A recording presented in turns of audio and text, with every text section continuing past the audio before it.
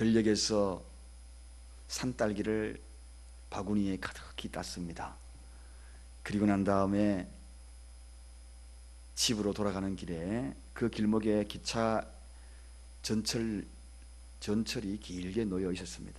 그래서 잠시 쉬어가자고 철로 옆으로 적당한 자리에 자리를 잡고 시원한 바람과 함께 앉아서 잠시 쉬고 있었습니다.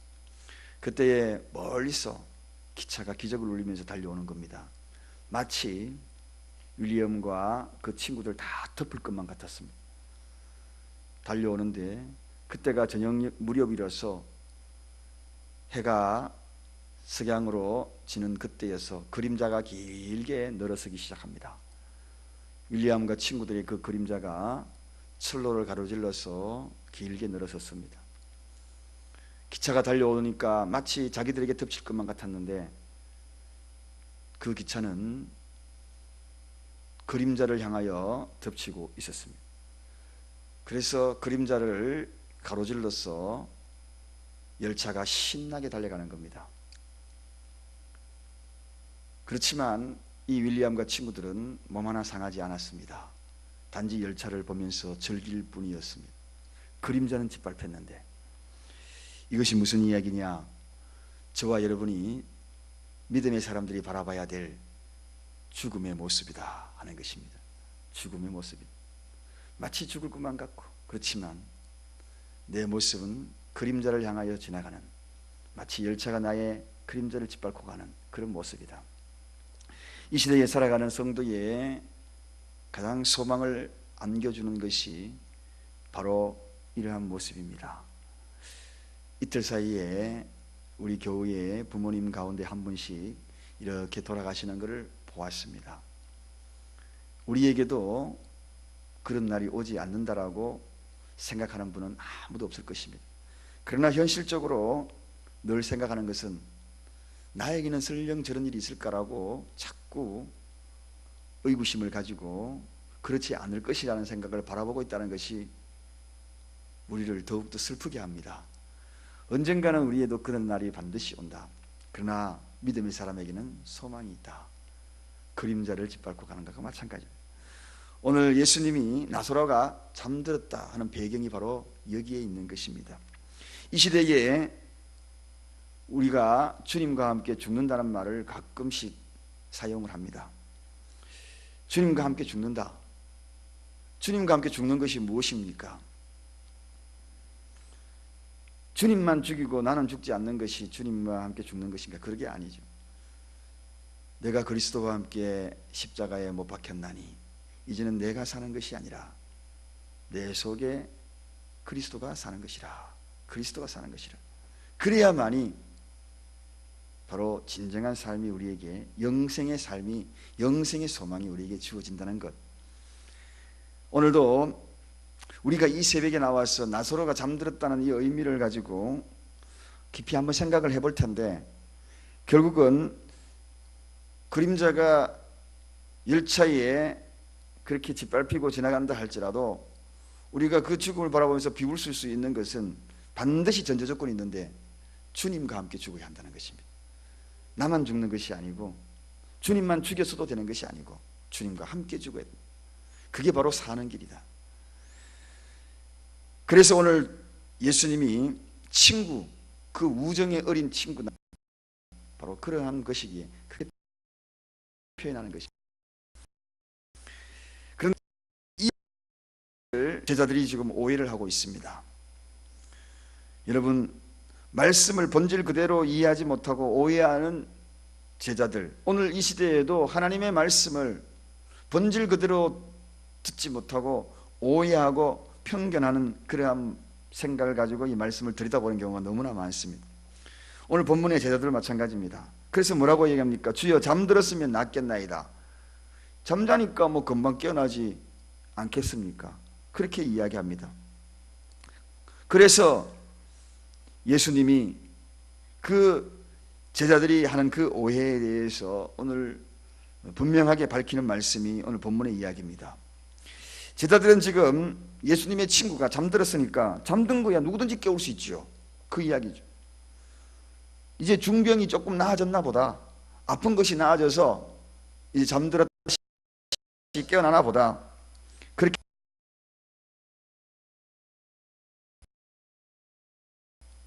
이 이야기는 다른 말로 이야기하면 항상 하나님 말씀이 위에 오해와 편견이 제자들이 이 오해는 항상 주님의 말씀 위에 그들의 환경을 그들의 생각을 먼저 위에 두는 것을 본다 하는 것입니다. 여러분 우리가 하나님의 말씀을 깨닫기 위하여서 환경보다도 말씀을 위에 두면 절대로 하나님의 말씀을 깨달을 수가 없습니다. 십자가보다도 먼저 내 환경과 상황을 바라보면 절대로 하나님의 역사를 경험할 수 없습니다. 오늘 제자들이 바로 그런 이야기입니다. 오해와 편견이지요. 예수님의 말씀을 깨닫지 못한 이 오해가 이 제자들의 마음속에 남아있는 것을 보게 됩니다. 우리도 앞으로 어떤 일을 어떤 상황을 바라볼 때에 환경보다 하나님의 말씀을 위에 두지 말자. 다 같이 따라합시다. 환경보다 말씀을 위에 두자. 항상 환경보다 말씀을 위에 두자. 늘 이 생각이 우선이 돼야 돼. 그런데 어떤 일이 딱 닥치면 항상 말씀을 자꾸 밑으로 환경을 위로 두려는 것이, 그러다 보니까 우리가 인생을 쉽게 논하는 겁니다. 인생을 쉽게 논하지 마십시다. 말씀을 위에 두지 아니하고 쉽게 내 인생을 좌지우지 평가하지 말자는 이야기입니다. 내 환경은 말씀보다 위에 둘 수가 없습니다. 그분은 하나님의 말씀을 통하여 이 땅을 창조하신 분이기 때문에. 그래서 환경이 있고 하나님이 존재하지 않았습니다. 하나님이 계시고 환경이 존재했지. 그렇지 않아요. 아무것도 없는 환경이었잖아요. 근데 그분이 말씀을 통하여 빛이 있으라 했거든. 그래서 환경을 그분의 말씀에 위에 둘 수는 없는 겁니다. 항시 환경 위에 말씀을 두어야 될 바로 그런 이유. 내가 있고 하나님이 계신 것이 아니고 하나님이 계시고 내가 있었다는 것입니다. 그래서 나를 먼저 하나님 앞에 앞세울 수 없는 것입니다. 이걸 오늘 예수님이 바로잡으신 것입니다. 그래서 이에 예수께서 밝히 이르시되 나사로가 죽었느니라 그렇게 이야기합니다. 나사로가 지금 죽어버렸어요. 그런데 예수님은 잠들었다는 이야기입니다. 이렇게 구약에서는 죽음이 잠들었다는 표현을 종종 쓰고는 있습니다. 그러나 인간의 육체적인 죽음은 예수님의 입장에 바라봐서는 분명히 육체의 죽음은 분명한 죽음입니다. 분명한 죽음을 예수님은 잠들었다라고 표현하는 이유가 뭔가 하는 것입니다. 그게 제가 이야기하는 이제 다음의 모습을 예수님이 설명하시고자 하시는 이야기입니다. 인간은 항시 가시적인 것으로 모든 것을 다 평가하죠. 여러분, 모든 인생이 다 그렇습니다. 보이는 것으로 다 평가해요. 솔직히 안 그렇다고 이야기하지만 저도 그러고 여러분도 그러고 분명히 그런 것으로 평가합니다. 근데 예수님은 보이지 않는 것으로 평가하는 것이 그분의 평가의 방법이거든요. 그래서 인생에 있어서 가장 오해를 하기 쉬운 것이 바로 이 죽음이라는 오해거든요. 죽으면 보이는 것으로 다 끝이 난다. 죽으면 다 끝날 것 같습니까? 절대로 그렇지 않다는 것입니다. 끝이 아니라는 것입니다. 그게 바로 오해라는 것. 주님은 이 죽음이 끝이 아니기에 잠들었다는 표현으로 이야기했을 뿐이지 정녕 죽은 것은 틀림없이 죽은 것이다. 그러면 왜 예수님이 그렇게 죽도록 방치했을까? 여기에 궁극적인 오늘 해답이 있습니다. 나사로가 중병에 걸렸었다고 이야기를 들었을 때, 마르다와 마리아가 이야기했을 때 빨리 가서 살아있을 때 고쳐야지, 사흘이 지나가지고 죽기까지 왜 예수님은 방치했었는가? 왜 예수님은 빨리 가시지 않았는가 하는 것입니다. 오늘 본문의 거기에는 이렇게 소개합니다. 내가 거기 있지 아니한 것을 너희를 위하여 기뻐하노니 이는 너희로 믿게 하려 함이라. 완전 역설적인 표현이죠. 주님이 오늘 나사로가 죽었는데 오히려 너희를 기뻐하기 위하여 한다. 이게 말이나 되는 문제입니다. 지금 죽었는데 이로 너희를 믿게 하려 한다. 여러분, 사람이 할 수 있는 것에 대해서는 나도 했다라고 이야기하는 것이 인간입니다. 그러나 사람이 할 수 없었던 이야기에 대해서는 하나님이 했다라고 이야기합니다. 우리 예수님은 너무나 잘 알고 있었다는 거죠. 중병 들려 있었으면 환경에 따라 나을 수도 있었기 때문에, 상황에 따라 약물 치료로 나을 수 있었기 때문에 생각하기를 뭐라고 생각합니까? 그는 약 먹고 나았지. 그런데 죽었다는 겁니다. 지금 인간이 할 수 있는 방법이 아무것도 없는 겁니다. 그러니까 오히려 이를 통하여 주님을 믿게 하겠다. 여러분, 이 이야기는 한마디로 신성을 드러내겠다는 겁니다. 한마디로 메시아가 주님인 것을 밝히 그들에게 보이겠다는 것입니다. 사랑하는 여러분, 오늘 아무것도 없습니까? 주님이 밝히 하실 일들이 남아 계십니다. 저는 이제까지 부자가, 잘 나가는 사람이, 권력이 그냥 떵떵거리는 사람이 신앙생활 잘하는 사람 별로 못 봤어요. 돈 많이 가지면 어느 순간부터 서서히 주님과 멀어지는 사람 너무 많이 봤어요. 그리고 그 물질로 인하여서 주님과의 관계가 멀어지는 건 너무 많이 봤습니다. 그래서 부유한 자가 그렇게 신앙생활 잘하는 거 쉽지 않습니다.